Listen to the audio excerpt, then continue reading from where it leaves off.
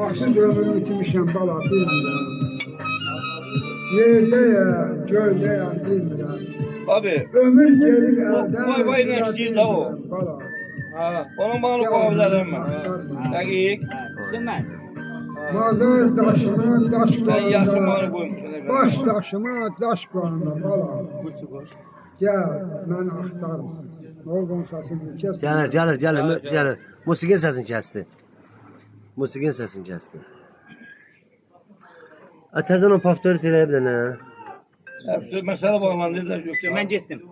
Allah Niyə musiqi qoymadın ora? Vacık özü. Ben gedirəm işe. Ağzım almış sənə. Elə bəyəxçi o. Anam gözümdən süsün yoxsa nə deyər?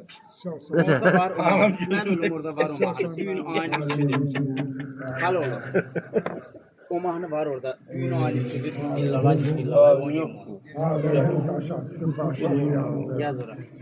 YouTube'a yaz. Ömür yollarımı harayadı, sorakladı. Yancığında baş taşımaktadır zindan. Ömür neymiş bilmədim. Ne üçüdür? Allah Gül gel. çiçək verəyi gülmədim. Aha. Vaxsız başım saçım ağardı. Bilsəydim dünyanın işini. Vaxsız ömrümü vermədim haldən. Tarixi yazana yazdığım gəldi. Heh be. Tarih yazana. Yazdığım gəldi qardaş. Niyə aldın əlimdən cavanlığımı, əlimdən apardın qoymalı.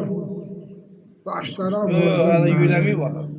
tarixə yazmağa yazdığım gəldi. Ya bu reklam adamın mutleti. Niyə məni azaltdın? Yok yok gelmeyecek.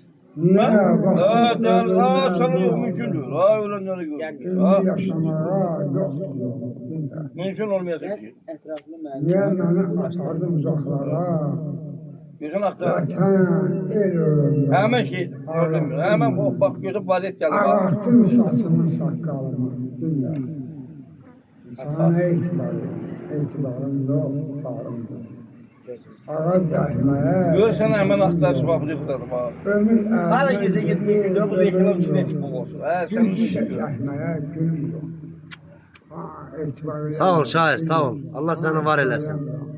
Buyur, sözü verək şair edər. Hə, ver. Hemen Buyur, sen. aydır. Aha.